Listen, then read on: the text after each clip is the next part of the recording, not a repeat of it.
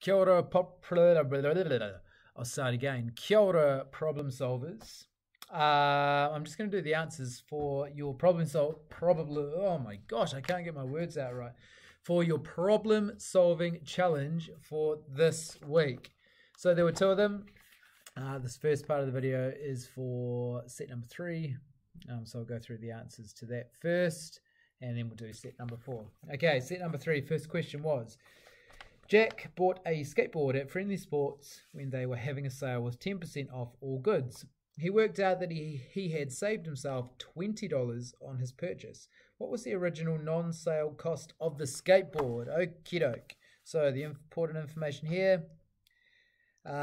basically for number 1, we know that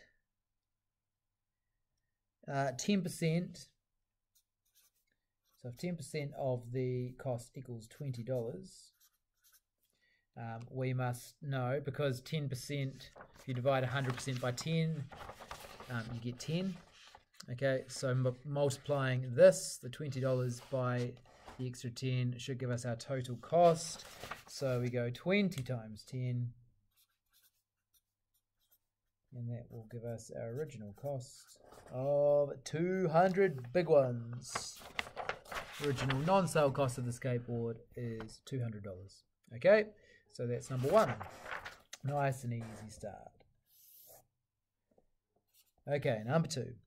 Each of the digits 3, 4, 5, 6, 7, 8, 9 is placed in one of the circles on the right so that the sum of the 3 numbers along each line through the middle is 16. What number goes in the middle? It's going to quickly draw up that diagram. Now, one of the methods that you possibly will go to straight away is your guess and check, which is, like I said last week, a very common maths problem solving strategy. Now, that will give you your answer. But the interesting thing with problem solving is working out strategies that are going to allow you to do things faster, because in problem solving, if you go on any kind of problem solving competitions, or for this one, for example, where you've only got 30 minutes, efficiency is pretty important as well. Rather than spending your whole 30 minutes trying to guess different numbers, which can take a little bit longer, sometimes it's good to find strategies that allow you to get to the answer faster. So what I'll do is, if you've used guess and check, all good. Now, some of you, depending on if you do a calculated guess and check or if you just do random numbers, you'll get there faster. So I'm going to give you the answer that I put, and then I'll show you the 2 ways that you can come to it. So what I'm not going to do is just guess a whole heap of numbers. Now, remember, you don't even need to know all of the numbers for this question, because the last part just says what number goes in the middle of the circle. So your answer will look like that. Okay, you've probably worked that one out. That 3 goes in the middle. Now, I'll show you the faster way that you can work that out. So it says here, the key information, the sum of the 3 numbers along each line through the middle is 16. Okay, so that means we've got 3 lines in total on that diagram. And 16 times 3, because each line equals 16, that means that the total number is 48. Okay, if you add up all of those numbers, so 3 plus 4 plus 5, etc., plus 6, 7, 8 and 9, that will equal 3 and 4 is 7, plus another 5 is 12, plus 6 is 18, plus 7 is 25, plus another 8 is, where am I at? 33. Goodness me, Mr. George. Plus another 9 is 42. Okay, so your total there is 42. Now, the key thing here is that you can see that there's 3 lines going through the middle, but the thing to remember is that that middle number gets counted 3 times. Okay, once, twice, 3 times. All right, so if you imagine when we've added these numbers up, we have added them all up, but we haven't taken into account the one that gets added up 2 extra times. So looking at the difference between 48 and 42, okay, the difference is 6, and remember, it's got to cross through that middle one 2 more times. So all we need to do there is look at the difference, divide that by 2, and that should give us our middle number. Okay, so working that out, just to show my working. 48 take away 42 equals 6. Then 6 divided by 2 equals 3. And that's our final answer. Without even having to work out the rest of them, we know that the middle number is 3. Okay, so that's number 2 done. All right, moving on to number 3. Okay, number 3 says, when a group of friends won Lotto, Division 5, they shared the prize money between them. They tried taking $9 each, but the last person received only $2. Then they tried taking $8 each, but the last person received only $6. When they divided the prize money evenly between them, how much did they each receive? So the important part about that question there is trying to determine exactly how many people are in the group. And once we know how many people are in the group, then the problem becomes a little bit easier. So how did I start there? I just started with a random number, really. So I started with 5. I just imagined if there were 5 people in the group. I think I got the clue from the Division 5. I worked out. So the first part of the question, if we were doing 5, so that's my first guess for this one. If we're doing 5, they tried taking $9 each. So 5 times 9, you'll know, equals 45.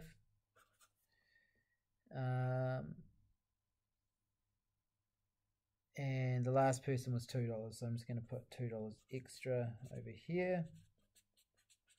And if we did the second bit, they tried taking $8 each. So 5 people times $8, that would equal 5 times 8 is 40. And then according to this, if that was the case, that would be $6 for the last person, so $6 extra. Okay. And then what I needed to do here is add these two together. Okay, because imagine if we have the 45 here with the 5 people and then $2 extra, that means there would be $47 in total. And this one here, 5 times 8, which is 40. Okay, if there was $6 extra, that would mean 46. Now, if this was the right answer, if we managed to nail it on our first trial, then those two numbers there at the end would be equal. And at the moment, 47 and 46 obviously is not equal. We know it's close, but we know it's not quite right. So randomly, I'm just going to guess another number. So in this example, I tried 6, and I'll quickly go through that.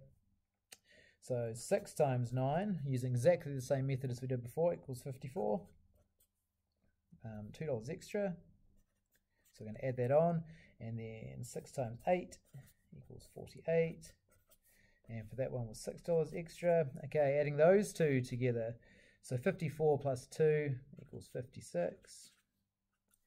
48 plus 6 equals 54. So interestingly enough, on my second example, I have worked out that 56 and 54, actually the gap is a little bit bigger.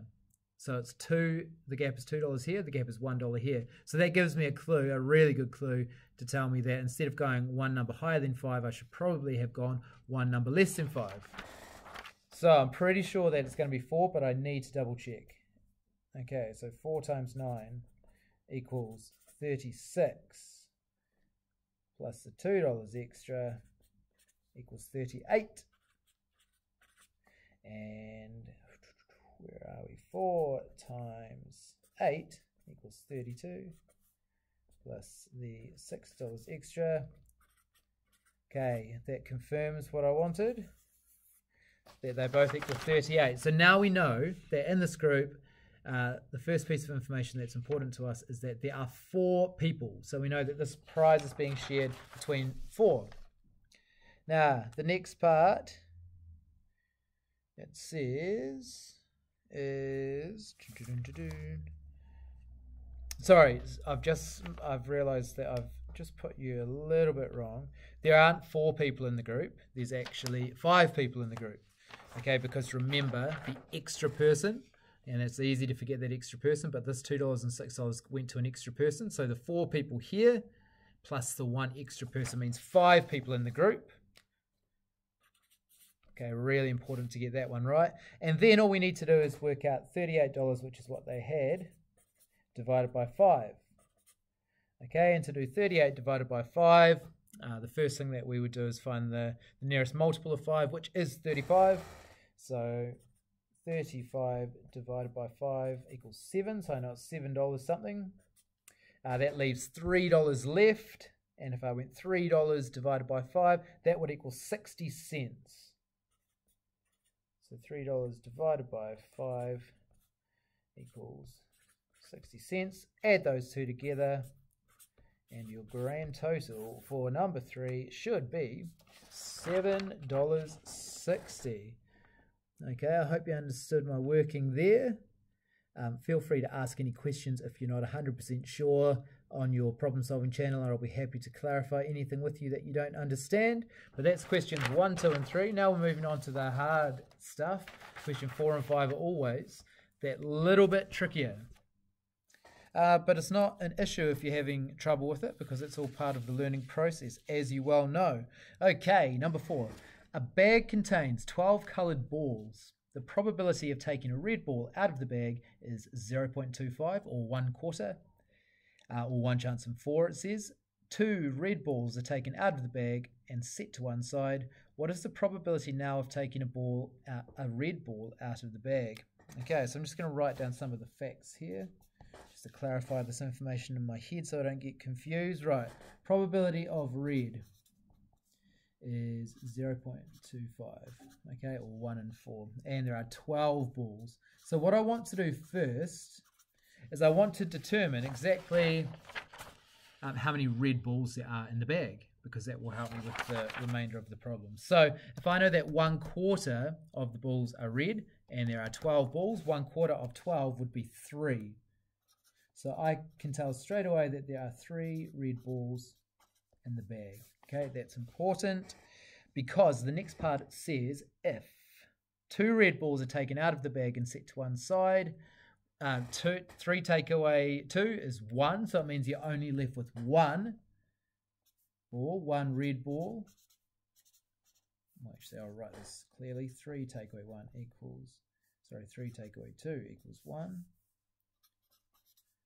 And also, if there are 12 balls, take away 2, that equals 10 balls total.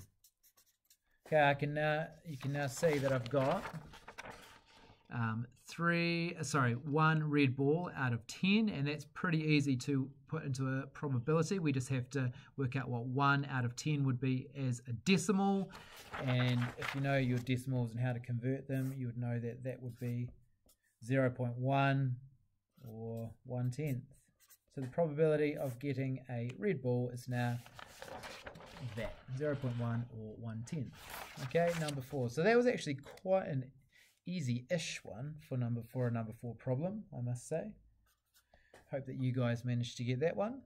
And if you need any help, please feel free to message me. All right, number 5, which is always the toughest question. Okay, it says when a rectangular area, I'll show you the picture because it's probably easier to explain there. Okay, so it's looking at that particular area.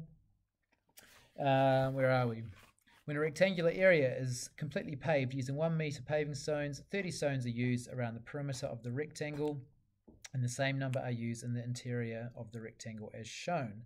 Now it says here, this is important, it says that the picture on the right is not to scale. Okay, it is not to scale. It's super easy to just count up those squares here, imagining that that is the exact size of the rectangle. Okay, it is not like that. Just use that as an example. What is the length of the 2 longer sides? So basically what we need to do is make sure that we can work out how big the rectangle would have to be if the area of the interior was the same amount of tiles as the perimeter.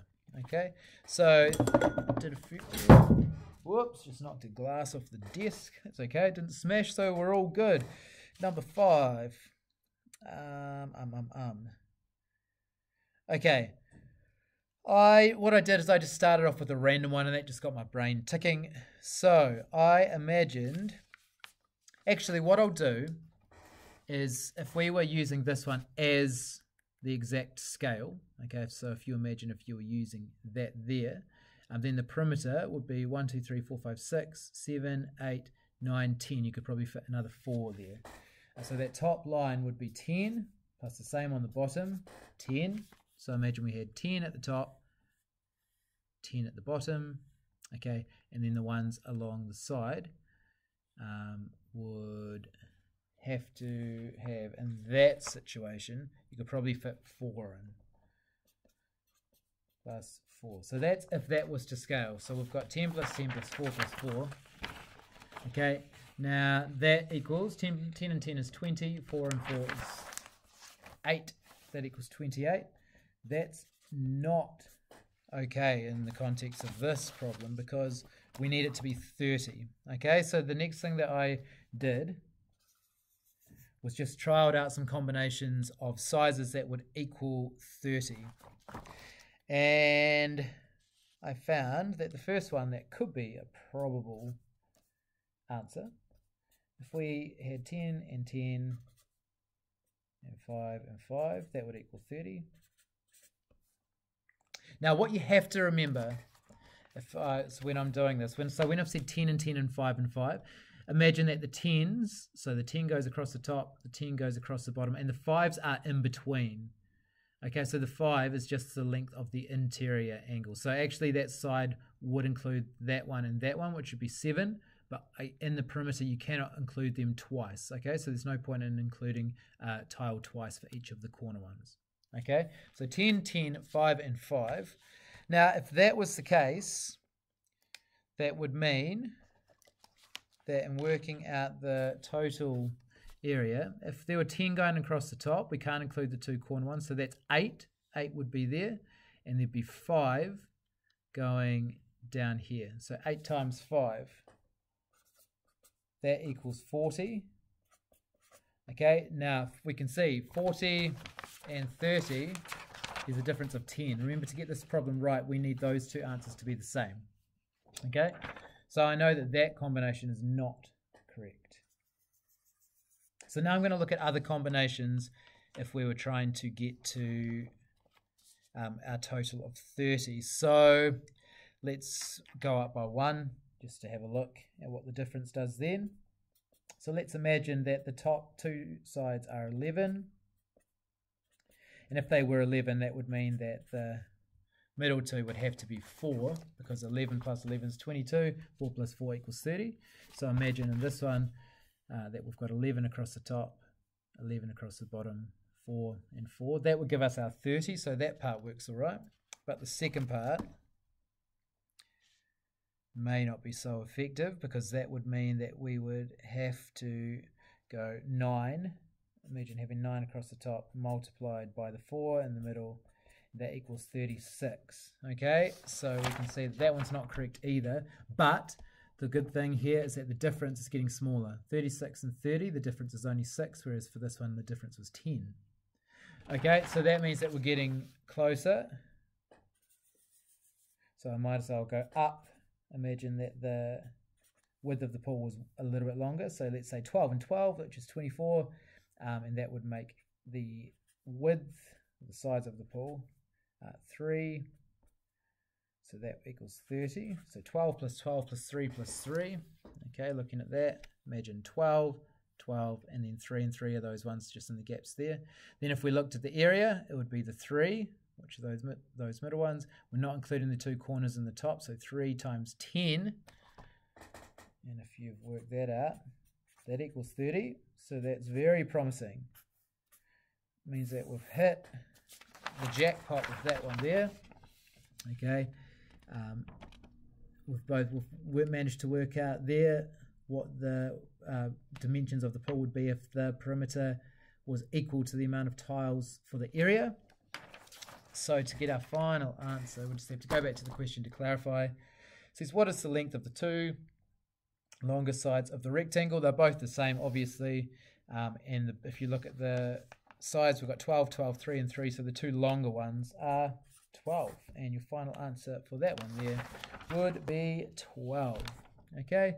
Like I've said previously, if you've got any questions with any of those answers, or if you have an alternative way to working them out, please post them on your class problem solving channel so that I can see and so that your teacher can see. And well done if you managed to get any of those answers correct. Well done for even attempting them. It's excellent work. It's great habits to get into, and problem solving is awesome. It's a really cool way to start to develop your maths thinking. All right, team, I'm going to leave that one there, and I'll post the answers for set number 4 soon. Catch you later.